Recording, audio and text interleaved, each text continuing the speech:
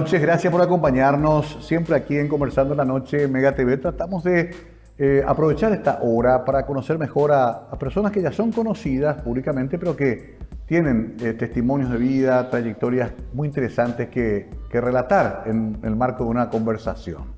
Hoy, uno de los periodistas deportivos más respetados del país, Gabriel Casenave, con una extensa trayectoria y también como parte de una familia siempre vinculada a los medios, a la prensa, recordando a sus padres, sobre todo don Fernando. Pero primero, una semblanza de nuestro invitado de hoy y luego conversamos la noche con Gabriel Casenave.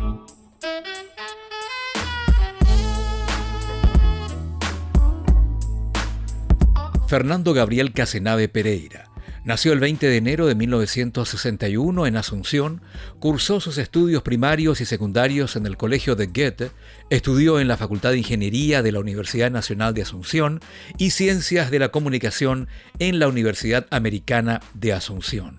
Se inició en prensa escrita en el diario La Tribuna en los años 1975 y 1976.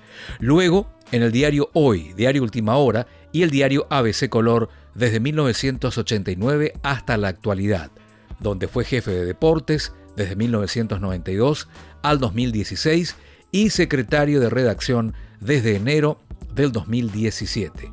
En radio pasó por diversas emisoras de gran importancia. En 1985 inició en Radio Paraguay, luego estuvo en Radio Primero de Marzo, Radio Antena 2, Radios Rock and Pop FM y Ñandutí AM, un segundo periodo en Radio Primero de Marzo, Radio 1, un segundo periodo en Radio Ñandutí, desde el 2013 al 2019, nuevamente en Radio Primero de Marzo. Estuvo durante 4 años en Radio Cáritas, Universidad Católica, y actualmente se encuentra en Radio La Deportiva como panelista de fútbol. Así también estuvo por canales de televisión como Canal 9 SNT, CBC, Cablevisión Comunicaciones, Tigo Sports y actualmente en NPI.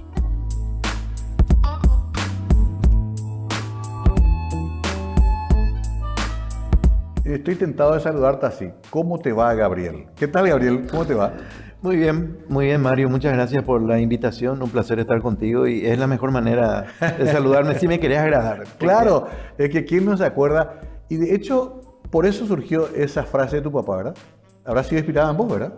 Claro, lo que pasa es que él comenzó haciendo eso como una columna. ¿Cierto? Después se transformó en un monólogo radial. Ok. Y en ese momento todavía no era padre.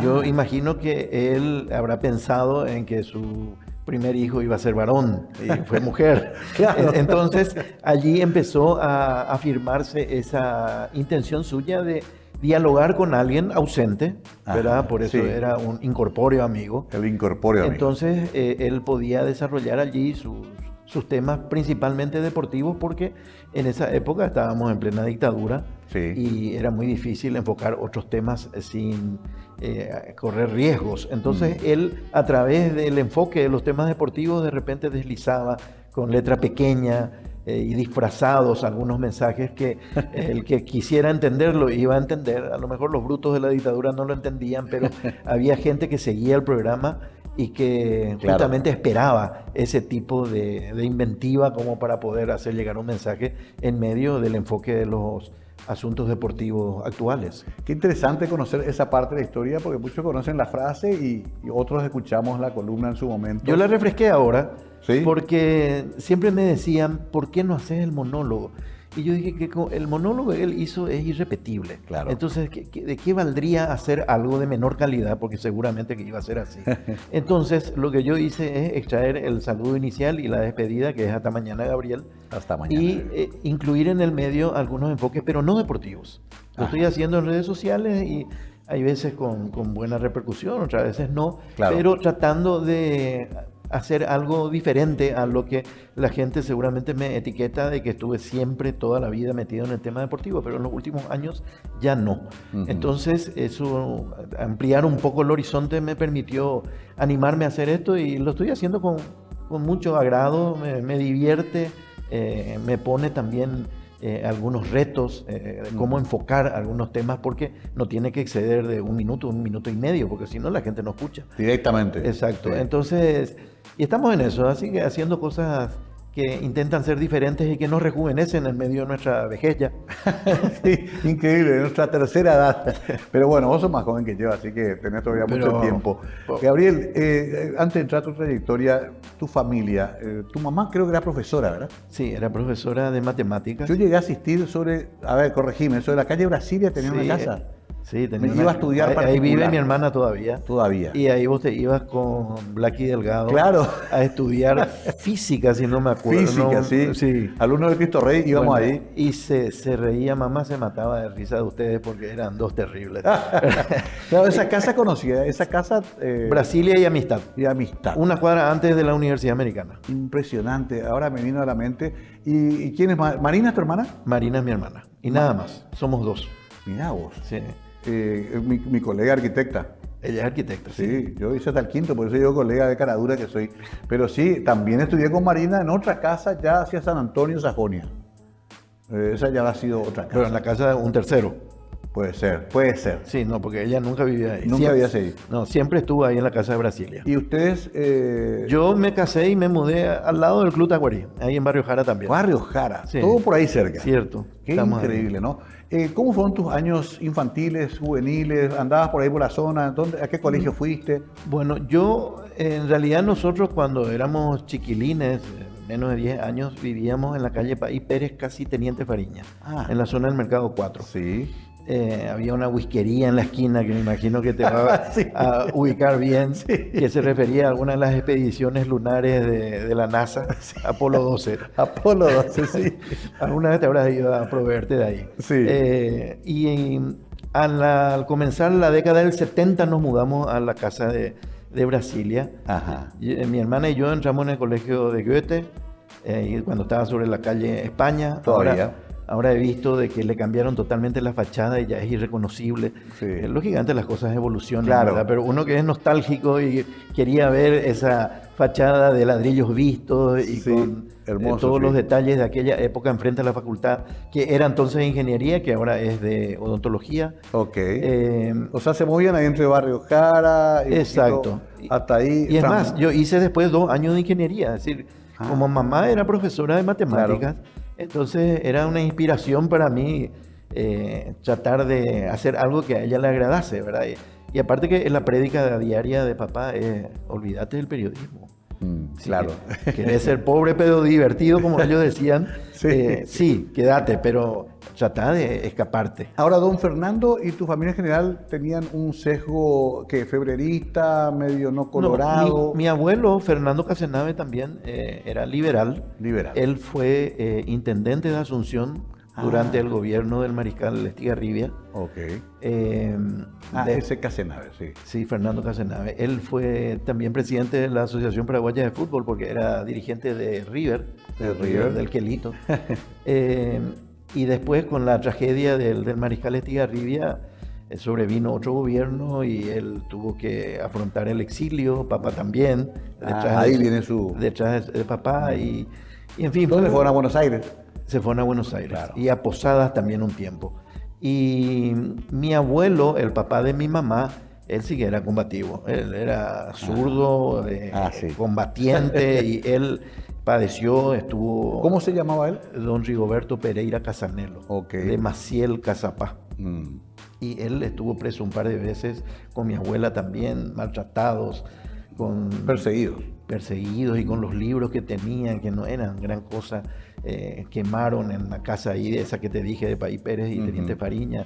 Una época dura, a ellos les tocó pasar momentos bastante desagradables. ¿Y a tu papá también llegaban a censurarlo varias veces? No, él estuvo 22 días preso. Sí. Por un titular que salió en el diario Última Hora, donde decía, Pilar se está muriendo. Sí. Y era la interpretación de un discurso que había hecho el padre Schiavone. Sí, el país Alcancía. El país Alcancía, donde dijo, Pilar tiene un solo pulmón y ese está tosiendo. Entonces la interpretación periodística para darle forma al titular era Pilar se está muriendo, cosa que me parece que se ajustaba directamente a lo que había dicho el padre, pero molestó en las esferas más altas de la dictadura, molestó, y fueron a apresarlo a Félix Humberto Paiva, que era secretario de redacción de Última Hora en ese momento. Sí. Y él se fue sin tener ninguna responsabilidad porque el titular había sido hecho por papá, que era el jefe de redacción en ese momento. Entonces él se fue a la comisaría, al cuartel central de la policía a entregarse, a decir, soy yo el que hizo el título, no fue él. Y estuvo allí en un diciembre de 1981, desde el 2 de diciembre hasta el 24. En la mañana del 24 le liberaron. O sea, ustedes crecieron ya con esa conciencia de que... Totalmente. Había que luchar por ciertas cosas en el país. Exacto, así que cualquiera que esté escuchando dice, este zurdo de mierda, sí, soy un zurdo de mierda. Pero no futbolísticamente, sino que... No, por eso yo tenía la percepción de que, al contrario, que tu papá era más hacia la izquierda, no liberal de familia, pero ahora entiendo mejor. Él con Efraín Cardoso escribió mucho tiempo en el periódico El Radical. El Radical. Sí. Efraín Cardoso, gran historiador. Una eminencia, el máximo historiador, creo yo, de la República. Y en tu casa la vida familiar, entonces tenía mamá profesora, tu papá periodista, o sea, siempre hubo una vinculación con lo cultural, digamos. Exacto, pero también mucha ausencia en el hogar. Es decir, estaba mucho tiempo afuera. Claro. Aparte que la vida del periodista en esa época era un poco más lírica. Cierto. ¿Verdad? Entonces había que hacer la sobremesa, la trastienda, todo. Entonces era una época difícil y mamá tomaba turnos en mañana, tarde y noche. Realmente tenía, por suerte, la posibilidad de tener trabajo y eso hacía de que nosotros estuviésemos mucho con los abuelos. Bueno, tengo que hacer la primera pausa. Me apasiona esta historia. Una curiosidad, somos medio parientes, Gabriel, porque yo tengo un tío, Osvaldo Casenave, que estuvo en la Embajada Americana. ¿Quién es él? Claro, es primo hermano de papá. Primo hermano. Sí, claro. Que ya falleció su hijo, Osvaldo Casenave. Trabaja conmigo todavía en ABC. En ABC. Los dos jubilados ya, pero trabajando. Correcto, sí. Y había otro que creo que fue juez o fiscal. Sí, él fue fiscal. Él fue fiscal, ¿verdad? Sí, Eduardo Casenave. Ahora se dedica a la profesión. Ellos son todos parientes por el lado de la esposa de Osvaldo. Casenave Velilla, sí. Exacto. Imagínate, Paraguay es así. Vamos a terminar pariente enseguida con Gabriel. Pero sí, y además estudiaba con su pobre madre que tenía que soportar mi ignorancia y era el arquitecto delegado. Vamos a hacer una breve pausa. Mucho vamos a recorrer porque todavía no entramos ni siquiera en lo que fue su trayectoria periodística y también su paso acá en 3 ocasiones, me dijo, por Radio 1 de Marzo. Y eso quiero también contar. A la vuelta seguimos con Gabriel Casenave conversando en la noche.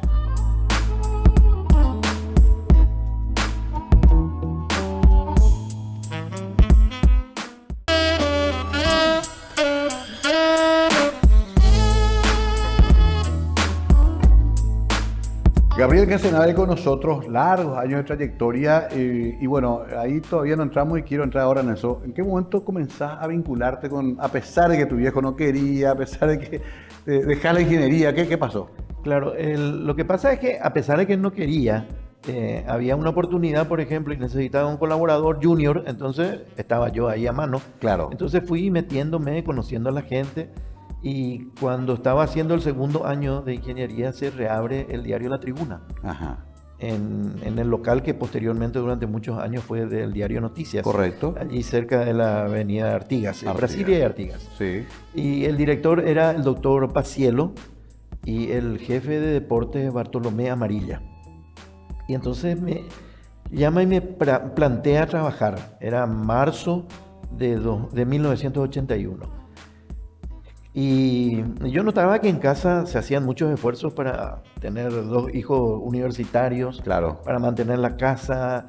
La profesión de papá tenía vicisitudes, hay veces que se cerraban puertas en algunos periódicos, se abrían en otras, y en fin, era bastante complicado. Y entonces, en un pensamiento que a lo mejor no fue el más razonado, acepté la invitación y sin consultar. Y recuerdo que un día él volvía después de estar en la cancha de ver un partido y me dice, allí tu jefe ya te espera para el lunes. Yo me quería morir, yo no le había dicho nada. Y en fin, y ahí me metí. Amarilla le avisó a él. Amarilla le avisó a él. Ahí me metí, estuve 2 o 3 meses en el diario, en La Tribuna, que lamentablemente esa iniciativa del doctor Paciello no prendió. Ya le costó retomar ese liderazgo que tuvo durante mucho tiempo y que fue decreciendo después cuando ABC salió como competencia. Claro. Y entonces me convocaron de última hora. Y ahí ya acepté y desde ese momento, 1981 hasta hoy, trabajando formalmente en el periodismo. Pero comenzaste escrito, ¿no? Escrito, pero no en fútbol. ¿Eh? Ah, mira vos. No en fútbol, porque en última hora me habían planteado, porque estaban todas las estrellas, estaba Arturo Rubín, estaba Trípolo Caballero, Horacio Pusineri, Papote Frete, es decir, un plantel extraordinario. Sí. El fútbol estaba copado, entonces donde ellos necesitaban realmente era en los otros deportes, en los deportes menores. Y allí entré, pero fue una gran alegría porque coincidió con las mejores rachas de Víctor Manuel Pechi. Mira vos. En el tenis. Sí, Copa Davis. Y todo. Claro, y yo lo acompañé a él en sus torneos individuales y en las participaciones de Copa Davis y fue un aprendizaje muy lindo para posteriormente cuando se reabrió ABC en el 89, allí sí pasar a ser algo más directamente vinculado con el fútbol. Claro, qué interesante, me había olvidado esa parte de tu historia profesional y ABC te encuentras ya más fogueado. Sí. Ya tenían los rudimentos ya de la profesión mucho más desarrollados. Ahí. ¿No llegaste a hacer una formación académica como periodista? No, lo intenté a distancia en estos últimos años. Ah, sí. Pero las exigencias eran impracticables a veces porque había que rendir fines de semana. Y fines de semana para el que está metido en el fútbol es imposible, ¿verdad? Siempre porque hay tener un partido, transmisiones y qué sé yo. Entonces desistí, pero por lo menos lo intenté. Y con eso ya me quedé con la satisfacción de bueno, pero hiciste toda la formación empírica clásica, redacción, máquina de escribir, cuartilla, pasaste por toda esa escuela. Así mismo, pasando por todo. Me tocó ver incluso lo que eran los linotipistas. Ah, sí. Los linotipistas que grababan las tildes de las letras en plomo. Así mismo. Era un trabajo altamente insalubre, por eso ellos tenían que consumir necesariamente 2 litros de leche durante toda la jornada laboral. El olor fuerte que emanaba. Exacto, y trabajaban con tapabocas, pero era una cosa increíble. Ellos, por ejemplo, si encontraban un error en una palabra, cortaban una letra, la sacaban con una pinza e introducían la letra corregida, como para que la palabra quede correctamente en su lugar. Así es que eran épocas de la prensa totalmente distintas. Claro, y había tiempo para entregar el material, a tiempo, terminar el partido hay que escribir rápido. No, en esa época los diarios se distribuían en vehículos terrestres hasta el interior, hasta Encarnación, hasta Ciudad del Este y en algunos casos Pedro Juan Caballero también, a pesar de la distancia, ¿verdad? Sí. Son 500 kilómetros desde acá. Entonces, el que terminaba temprano tenía una ventaja por llegar en forma anticipada a esos puntos y entonces el horario era algo muy relevante. Sí. Bueno, esa época extraordinaria y ya te agarra ABC también después de su reapertura en un gran crecimiento. Ahí ya trabajaste con quiénes en ABC. Yo entré cuando el jefe era Eduardo Puma Báez en Deportes. Lo conozco. Después Eduardo pasa a la Secretaría de Redacción, que vendría a ser el segundo peldaño de la estructura periodística en una sala de redacción. Y entonces allí yo asumo la jefatura, donde estuve hasta 2016. Y en 2017 también doy ese salto a la Secretaría de Redacción, donde estoy en este momento. Ya. A ver, te tocó toda la etapa fuerte también de Sucolillo, de Acero, que siempre fue una figura muy presente en el diario, ¿no? Era un director que venía de vez en cuando. Era un director de puertas abiertas. Puertas abiertas. Sí, señor. ¿Cuál fue tu experiencia con Acero? No fueron muchas, pero siempre que entramos a hablar allí encontramos un retorno cálido y la orientación precisa acerca de cuestiones que debían ser atendidas, porque los temas deportivos, si bien él no estaba ajeno a las cuestiones que sucedían en el ámbito del deporte, ocupaban menos su tiempo, es decir, que las consultas diarias era la política del diario, cómo encararla, cómo asumir, porque permanentemente ABC estuvo en una postura en la que por su estilo de denuncia no caía bien en los diversos gobiernos, ¿verdad? Claro. Entonces, todos los días había un debate acerca de cómo encarar los determinados temas. Entonces, los asuntos deportivos no ocupaban los primeros lugares, pero las veces que fuimos a plantear, por ejemplo, ABC invirtió mucho dinero en las coberturas internacionales. Y en algún momento a lo mejor nos entusiasmamos y queríamos estar presentes en todos los grandes eventos, y claro. entonces ahí había que ir a discutir esos asuntos. Ajá. Pero realmente gracias a ABC mucha gente que formó parte de toda esta camada hasta hoy tuvo la oportunidad de realizar coberturas en el exterior que son universidades, son posgrados. Cada claro. cobertura en el exterior uno viene enriquecido, y por eso es que yo siempre le llamaba que era una inversión, no era un gasto, porque jerarquiza al personal, lo hace más competente. Cuando está de vuelta de esa experiencia, encara el trabajo de una manera distinta, aparte de la gratitud que significa para él el hecho de la oportunidad de haber estado. Claro, es una de nuestras gratificaciones en esta profesión, el poder viajar. Mismo. Ahora, ¿y en qué momento haces radio? ¿Cuándo te llaman para ser comentarista? La primera experiencia fue en Radio Paraguay, justamente en esa época en que yo hacía deportes diversos. Ajá. Miguel Oscar Domínguez tenía un programa allí y me invitó, y hice un par de meses allí con él. Y después tocó un partido de Copa Davis en 1987, Paraguay contra España en Venezuela. Me acuerdo. ¿Por qué en Venezuela? Perdimos la localía. Perdimos la localía porque un presidente de la Asociación Paraguaya de Tenis, Alejandro Velázquez Ugarte, no tuvo mejor idea que ir a amenazarle y de retirarle las garantías al árbitro general, un danés de 2 metros de estatura, que no entendía cómo un tipo exaltado se iba a reprocharle y a decirle: en este momento mi general dice de que usted ya no tiene garantías en este país, ¿verdad? Y el árbitro general es un observador de lo que pasa. Claro, ¿no? Porque las decisiones, si es que fueran arbitrales, son del árbitro de silla. Claro. ¿Verdad? Y en ese momento se estaba desarrollando un partido en el que Hugo Chapacú jugaba con Jimmy Arias. Me acuerdo, extenso partido. Un partido que duró casi 7 horas con todas las interrupciones. De acuerdo. ¿Verdad? Y ganamos. Ganamos el partido, levantó un 5-1 en contra en el quinto set Chapacú, acalambrado. Fue un milagro. Qué locura. Pero todos esos escándalos que hizo Alejandro Velázquez sirvieron para enfriar un poco el partido. Sí. Le ayudó a Chapacú, pero no le ayudó a Paraguay, porque el informe fue hasta la Federación Internacional y perdimos la localía. Sí. Porque si no hubiéramos jugado contra España en Asunción. Claro. Partidos que se jugaban en el Jazz de Golf Club Paraguayo. ¿Verdad? Exactamente. Bueno, fuimos a Venezuela, sí. Y en el viaje yo coincido con Pedro García. Pedrito García me dice, yo me fui por última hora, me dice: ¿no quieres comentar conmigo? Me encantaría, le dije, me encantaría, pero tengo que pedir autorización. Claro. Y Santiago Jiménez, un genio de la comunicación, mi recuerdo para él. Sí. Desde la consola que llevó para la transmisión, establece una comunicación telefónica desde Caracas hasta mi casa para consultar si es que puedo hacer esa transmisión y si el diario me va a dar la autorización. Y papá, que estaba en casa, consulta con el periódico y me dan el ok, y ahí hice el primer trabajo para el 1 de marzo, en 1987. 1987, qué anécdota increíble. Y Santiago, otro de los históricos, ya nos dejó, pero vaya si hizo historia en esta radio. Uno de los grandes. Vamos a hacer la pausa, enseguida tenemos más con Gabriel Casenave, hoy invitado especial en Mega TV.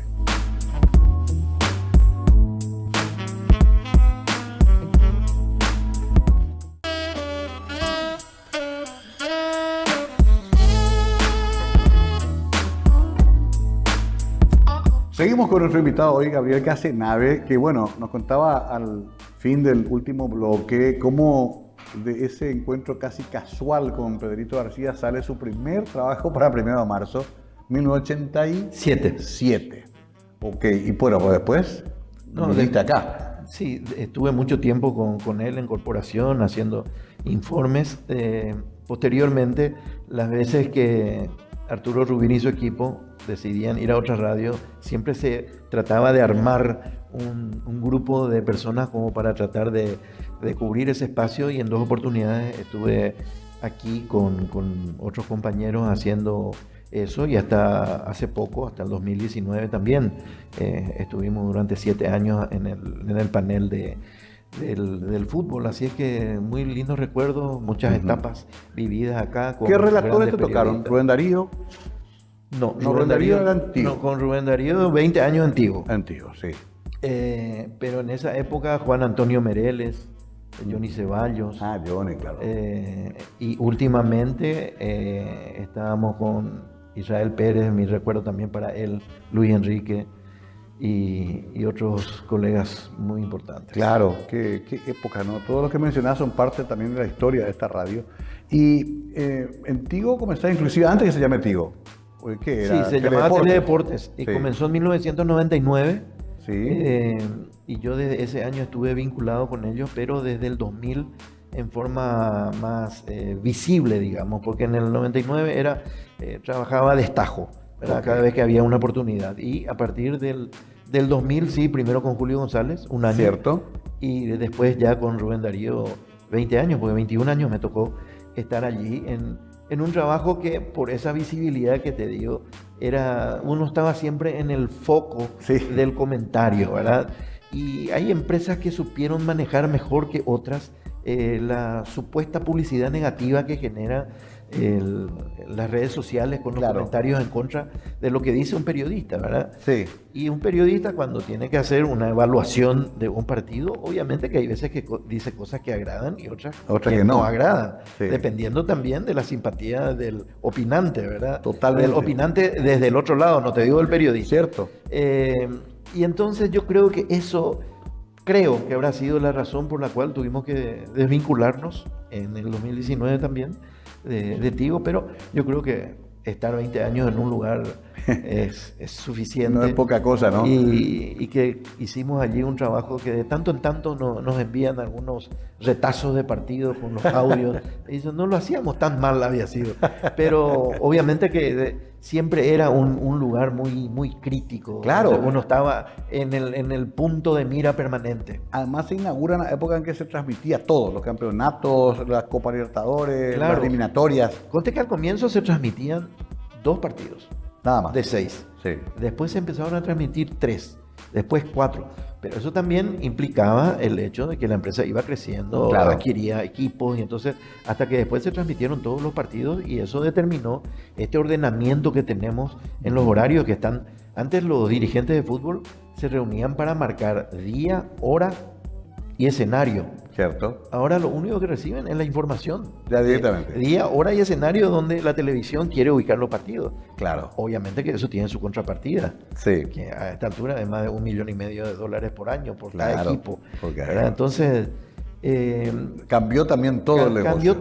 Cambió todo. Pero te toca también, Gabriel, la etapa de oro de la selección, que comienza a clasificarse a los mundiales, por ejemplo. ¿Viviste toda esa época? Sí. En algunos momentos mirando desde afuera con mucha rabia porque los derechos del fútbol local eran una cosa y los derechos de la selección se vendían aparte. Claro. Y hay veces que la empresa donde estábamos nosotros capturaba esos derechos y otras veces no, ¿verdad? Pero por lo general sí, y en los últimos años eso nos permitió también hacer varias transmisiones desde el exterior, que fueron coberturas muy interesantes con la albirroja. Lamentablemente en la última etapa ya sin clasificaciones, ¿verdad? Hasta Sudáfrica sí.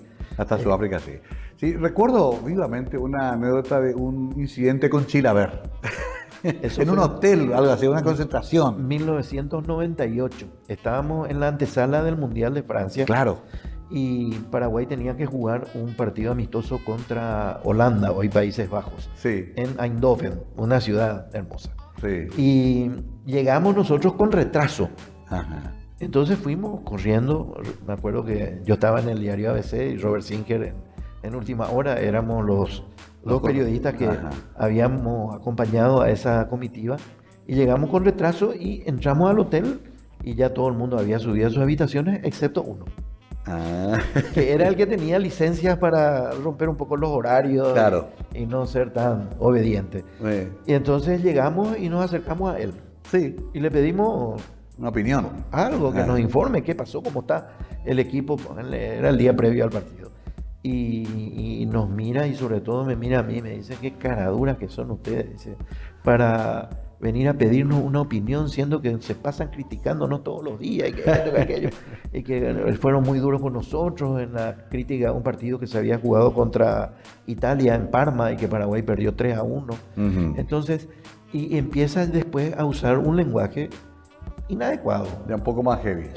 Y entonces hubo réplicas y en el momento en que él decidió irse, le acompañamos hasta donde estaba el lugar de los ascensores y en un momento dado, por lo visto, encontró la oportunidad y estiró el brazo y me golpeó acá, pero no con el puño, sino con la mano semicerrada. Y como yo estaba con todos mis bártulos, en esa época el grabador se usaba a veces, pero nosotros éramos de la teoría de anotar los hechos resaltantes y después en base a eso armar la historia, ¿verdad? Entonces, oportunidades de defendernos por lo menos no tuvimos. Y dio ese golpe tan sorpresivo que no nos permitió reaccionar para esgrimir alguna defensa. Y ahí él se fue. Y ahí se cortó toda la relación con la selección. Así que tuvimos que hacer la cobertura de un mundial con Paraguay presente, haciendo un gran papel, porque llegamos hasta octavos de final y nos eliminó el campeón del mundo y dueño de casa. Con el gol de oro. Con el gol de oro. Fue horrible la experiencia porque... Qué pena, ¿eh? Pero no hubo una provocación tuya, nada. Bueno, yo creo que disparé algunas palabras de grueso calibre, ¿verdad? Pero era ya en ese momento... En ese momento ya era un ida y vuelta, ¿verdad? ¿Y llegaste a hablar después alguna vez con...? No, en ese mismo mundial. Porque Oscar Harrison, el papá de Robert, que era el presidente de la Asociación Paraguaya de Fútbol, hizo una mediación. Y me buscaron de donde yo estaba y me llevaron al hotel de la selección, que era un búnker, nadie podía entrar ahí. Y ahí lo llamó a Chilavert.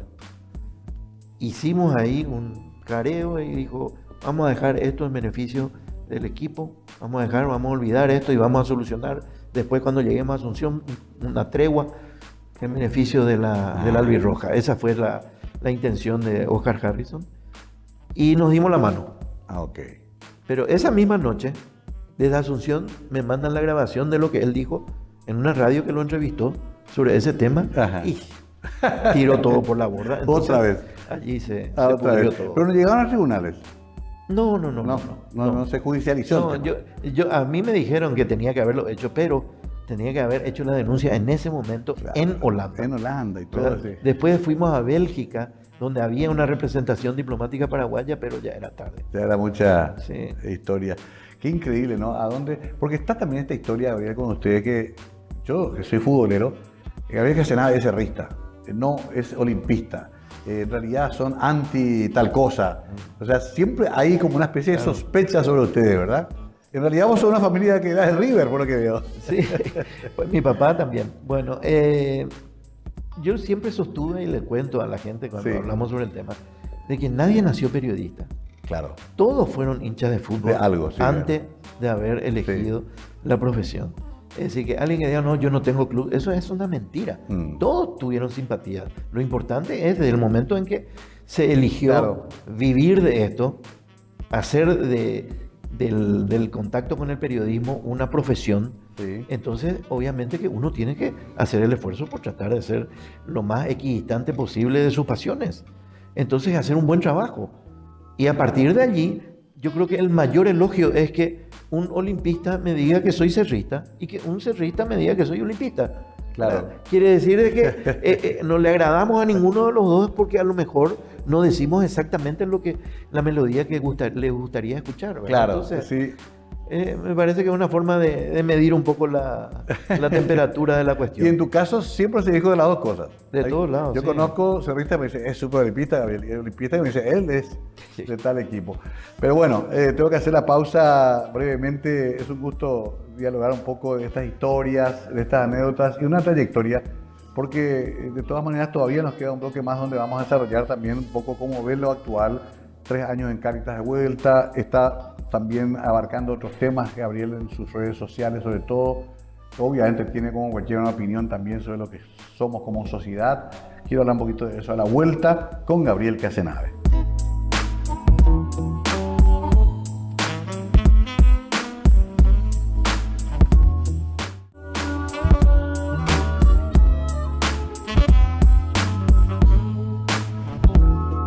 Gabriel Casenave, nuestro invitado. Hoy, en último bloque, tenemos unos 15 minutos para aprovechar. Gabriel, a ver, veo que todas las cosas que hiciste fueron de largo aliento. En ABC, otra vez, ¿cuánto? 36 años. 36 años. Lo de Tigo me decís 21 años. Sí. Acá viniste en 3 etapas que completaron más de 10 años. Fácilmente, fácil, sí. ¿no? Y en Carita hiciste ahora una etapa de 3 años. Sí, también estuve allí.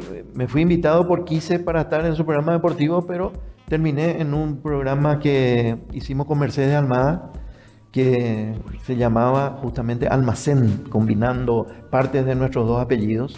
Ajá. Y fue realmente una experiencia muy linda, muy enriquecedora, porque era un programa no deportivo, obviamente. Claro. Y enfocábamos muchos temas y podíamos expresar nuestra opinión y realmente fue muy, muy agradable. Después hubo cambios de política en la iglesia, y que es la que administra la radio, la Universidad Católica, que depende del Arzobispado de Asunción. Sí. Y entonces allí se cortó esa posibilidad, pero seguramente en algún momento lo volveremos a hacer. Claro, ahí por eso es que te tocaba ese tema, porque ahí profundizaste un poco más lo que siempre te interesó también, que es un poco el análisis social, político. Así es. De lo que pasa en nuestro país. Siempre fuiste un tipo que, nuestro punto de vista, ajeno a eso, porque se cree que el periodista deportivo está en la pelota y nada más, ¿verdad? Así mismo. Un poco y hay muchísimos ejemplos que demuestran lo contrario.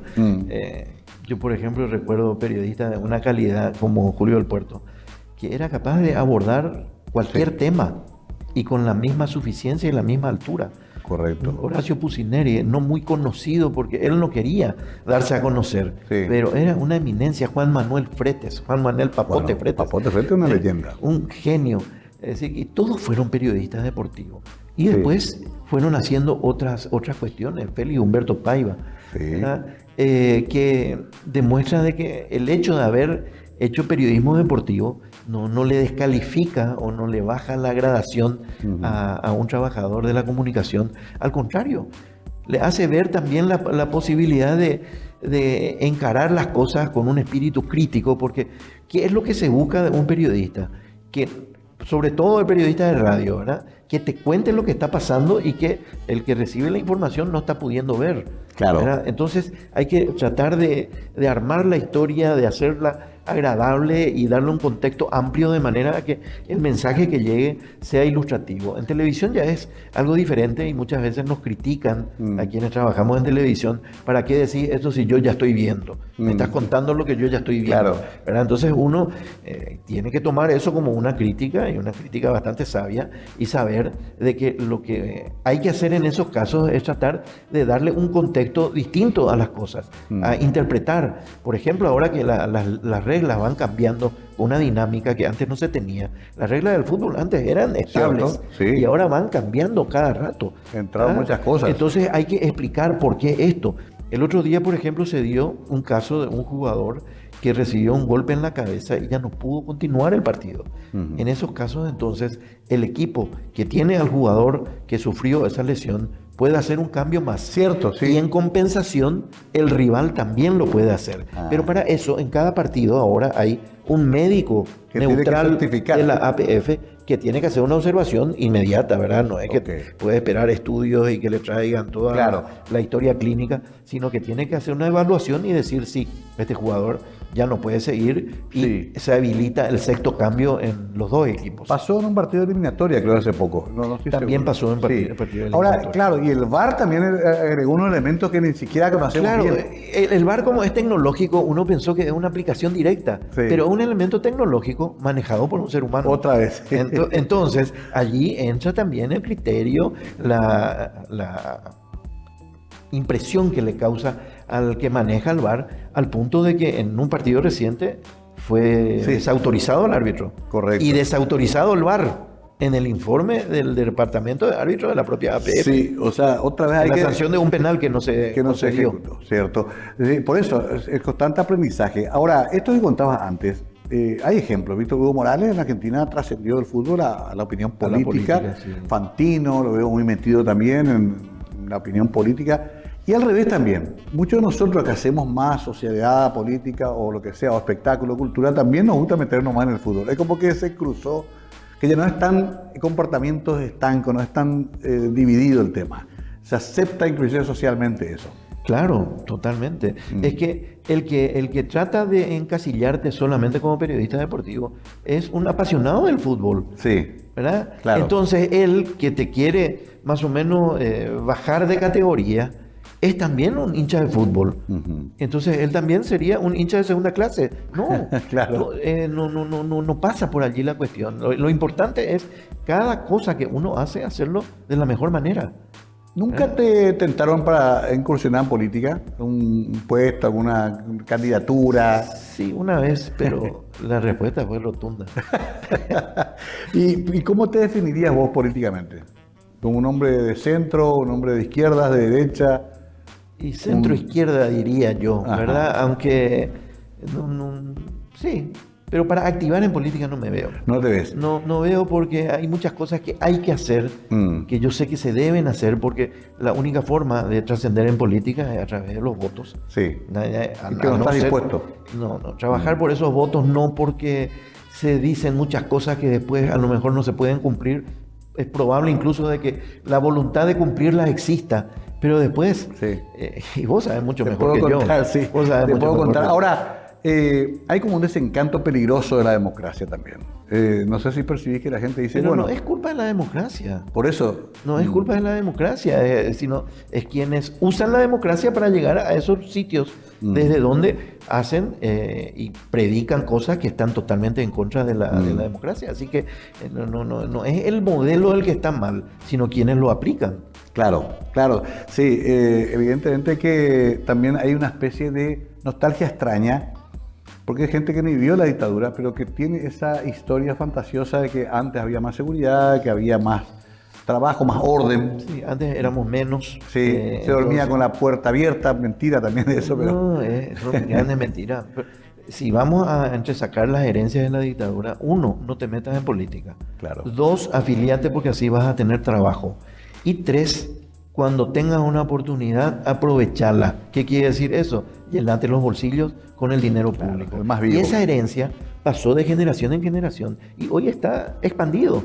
¿Cómo extirpar eso de nuestra sociedad actual? Es muy difícil. Hay algunos que tienen la capacidad de ponerle una frontera y entender qué está bien y qué está mal. Claro. Pero otros buscan la conveniencia. Porque además la referencia, Gabriel, es muy peligrosa, porque lo que ve el jovencito hoy es el que se enriquece porque es el más vivo, porque es el más letrado. Entonces el ejemplo no es bueno.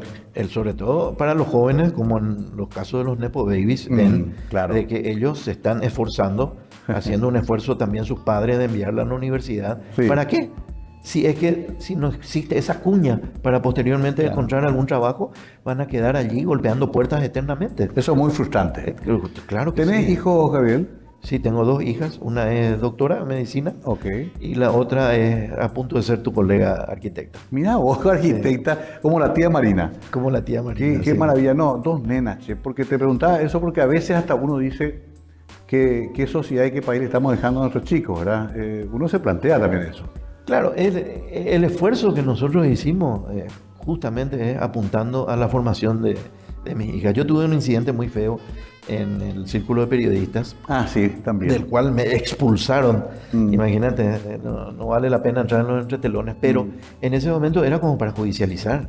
Claro. Era para judicializar y yo dije, bueno, voy a gastar dinero en abogados sin la seguridad de que esto vaya a tener éxito. Porque aquí la seguridad, la justicia no te da ninguna garantía. Sí. El otro lado puede ser más poderoso económicamente y te derrota. Entonces, preferimos en familia invertir cualquier dinero en la educación de nuestras hijas. Claro. Y eso es lo que está teniendo ahora el fruto. Claro, eso te llevaba por lo menos 10 años y gastos importantes. Claro. Y malos ratos, porque de repente encontramos de que lo que es correcto no se interpreta de esa manera a nivel de la justicia, ¿verdad? Unos cuantos bucaneros que entraron. Yo hice dirigencia local e internacional.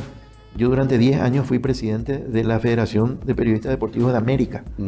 Y mucha gente habrá pensado de que esa era una fuente de recursos externos que podía ser ventajosa. Claro. Y no entendieron, ahora entendieron, y por eso se retiraron de todos los foros internacionales, porque Ahí tenés que pagar tu propio pasaje para estar presente, tenés que hacer tu esfuerzo económico para poder formar parte de esas organizaciones internacionales. Claro. Y hasta cuota tenés que pagar. Claro, la cuota. Y ahora Paraguay, a raíz de esta conducta de los nuevos dirigentes del círculo, está aislado del mundo.